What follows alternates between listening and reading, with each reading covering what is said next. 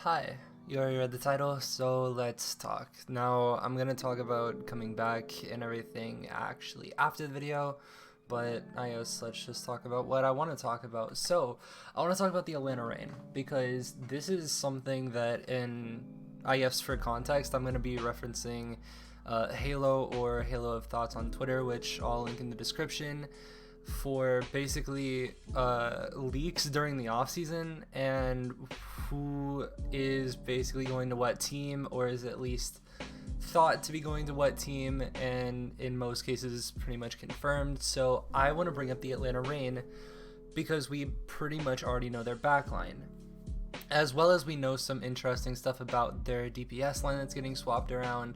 But something that we know guaranteed is that they're going with a Western roster. They're not having any other Korean players anymore, so that immediately removes Edison, Iris, and Pelican off the table.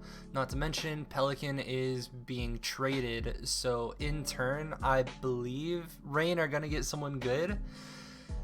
And why you should care, I guess, from a viewer of mine's perspective, is I talk a lot about support play. And when it came to supports that I think were obviously going to get picked up during the offseason, if you're looking at NA exclusively, I mean, top contenders have been OG Ultraviolet. And with that being said, those two now from Halo have been confirmed to be going to the Atlanta Reign. I think that's really interesting. I think that's really good for the team. Because looking at their gameplay in terms of, as I said in multiple videos in my past, I had a fully written out script of what the fuck do I call it? Backline autopsy, basically going in depth about what I thought about OG's play as well as Ultraviolet's play when they were still American Tornado. That's how long ago it was. But I still want to keep a lot of the same things that I was thinking then and apply that same logic here, in that basically I think OG is pretty solid in pretty much every space, except I think he needs to work on his brig. But for all I know, it could have gotten a lot more polished up to this point than in the past. In terms of Ultraviolet, I saw a lot of good stuff in terms of just a couple, like, though I think the only thing that I was really having a problem with on Ultraviolet was like the occasional weird off angles that would happen to get him punished, but I'm pretty sure that was just because they were such a dominant team, they were kind of able to do whatever. But why this all matters in terms of going to Atlanta Reign, I think this is going to be a team that was already strong, and I think this is going to make them once again a top contender. But a lot depends on what they get out of Pelican, because they have to understand the value that Pelican brings to the Atlanta Reign. And I mentioned this when I think Atlanta qualified for playoffs the very first time in the 2021 season. I can't for the life of me remember what tournament it was, but I wanted to see if playoffs Pelican was a thing, and I think I got my answer decisively that it was a yes. And with that being said, I'm now interested to see how much value is placed on them, as well as Halo also made another tweet saying that a lot of people are going to be bidding for Pelican. And with that being said, a lot of people, because this is also a trade that they're looking for, they're looking to get a good player to exchange a good player. That's really big, especially if you have such a big I think MVP candidate, or Rookie of the Year candidate rather, as Pelican. Like, that is a big name that you're holding, because that was someone who I think more than anything people were bigging up Pelican to win Rookie of the Year. I don't know if he actually got Rookie of the Year. I might be thinking of MVP, but whatever. So either way, moving forward, I also kind of want to talk about a couple of NA DPS prospects that I'm thinking of, at least that they can pick up from contenders to pick up before looking for their exchange with Pelican, because so far, and I believe it's also been, I don't want to say confirmed because they haven't tweeted it themselves, but basically Halo has confirmed that I believe they've also re-signed Gator and Hawk, which I'm completely fine with as someone looking at the Atlanta Reign as a whole. So I think solid tank line, solid back line. Now what do we do with the DPS? Now DPS is a kind of strange one for me. If I personally had to pick two prospects that I'm wanting to see possibly play on a team like Atlanta Reign from NA, I'm picking Dynasty and Hydron. Now, Hydron is going to turn 18, I believe, in February, and I already know that that kid is going to get picked up very fast if he's obviously wanting to go to Overwatch League. And I don't know how Dynasty is feeling about Owl and everything. I'm assuming he's open to it, but if I'm thinking who do I want to see, if I were to be an Atlanta fan, if I were to be in the shoes of a fan of Atlanta Reign, I want to see, in terms of new faces and prospects going into going into Overwatch 2, just people with all-around potential, I'm looking at Hydron Dynasty.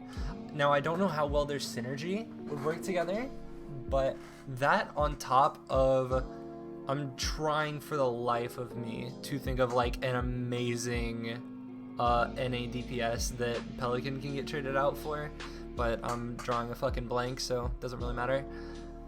But I am so interested to see where this team goes, because I think if this team uses Pelican to the best of their ability, I really want to see where this team goes, because I think this is going to be a top contending team, as well as I'm interested in how much money Atlanta spent, because if they signed both Ultraviolet and OG already, a lot of people have been eyeing OG for so long, and this isn't OG the main thing, just in case anyone is still caught up in that.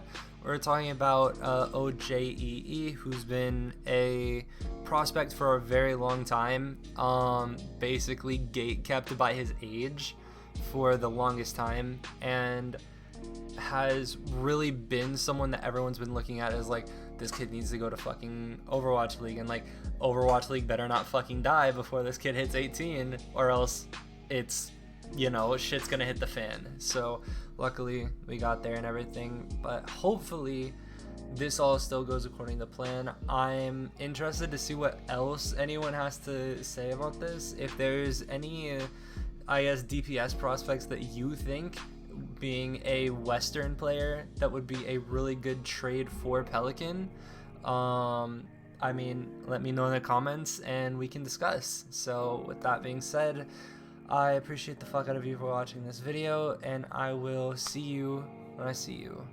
Later is what I would have said if the video was over. Now, all the fucking other people that are done watching the video and don't want to hear about my personal shit, you're free to go. Do whatever. Go do your shit. You're fine. Do whatever. Okay? You good? Alright. So I've been gone a minute. That's fine. I left with my update video, and honestly I think it was needed, because after so long of having, and I think I mentioned this, that like almost every Overwatch YouTuber or every Overwatch like content creator goes through this, I feel, where they kind of have this spot that they hit where you really realize how little you have to work with in terms of like, if you're a Overwatch creator, let me put you in the shoes of an Overwatch creator, and last character hasn't come out for 2 years ish, give or take 2 years, and the last balance patch Oh my god, let me pull up the balance patch. But while I'm talking about that, or while I'm pulling that up, it's been very good for me to take a step back and take a seat, but I'm really fucking interested to start talking about moves that people are making on the off season, because that's when I started making my videos beforehand. Before everything, I was able to talk about moves on Liquipedia that I had to basically stop throughout the entirety of the Overwatch League season, because it all would have just been contenders, which a lot of people I don't think really cared about that much, to be frank. But I mean, rest assured, man, it's been rough. But looking at the last actual balance patch, like there were actual changes made to the game. There hasn't been a balance patch since August 5th of 2021. Jesus Christ, man. That is a long time to go without having even like changes to think about, because like if you, again, you're already having to make I guess the thing I'm trying to say is like make a mountain out of a molehill with like how little you get and the amount of content or the amount of like quantity that's requested for a YouTube for a YouTube person to be successful and thrive. You cannot have a new character come out every 2 fucking years and have balance patches every 2 months. Like, you run out of things to talk about. You don't run out of like games to review necessarily, in terms of like I could go boot up a quick play game and then fucking VOD review it for 3 days straight, and get everyone's perspective and everything and do a retrospective on it if I fucking wanted to. But like, it is, you get what I mean. It is rough. So with that being said, I now am interested in shifting, not entirely, because I love talking. Everyone knows I love fucking talking, even if it's not my place to talk. I love talking, and I want to continue to bring that in terms of my energy with, just videos like this, talking about Atlanta, talking about moves that people are making, my take on it, people who I think could do really well at complementing the roster, etc. And I hope other people feel the same. And again, this is never going to be this is my opinion, look at me, I'm right, please agree with me. I want to start a discussion, and I want everyone that finally gets done with all these videos to take that with them, that this isn't to point your eyes in the only direction that I'm looking. This is, bro, okay, here's my perspective, give me your take, and we'll go back and forth. We'll see, like, we'll come to an agreement. Like, here, I'm kind of leaving the door open in terms of, I don't know who they would trade for Pelican. And I mean, obviously it's not been confirmed yet, but it's going to be probably one of the biggest moves in terms of whether this roster does very well or not, because Pelican is such a crucial player that could really fuck with everything. And leaving that door open, I think, is so important. So I'm going to try to do that more. But that's about all I got. So I'm also going to be rebranding stuff around to try and make stuff look better on my channel, because looking back on it, like, everything's a little bit memey, obviously. Like, my YouTube banner is so fucking dumb, but I love it. But I'm going to make stuff more better, I guess. So look out for all that.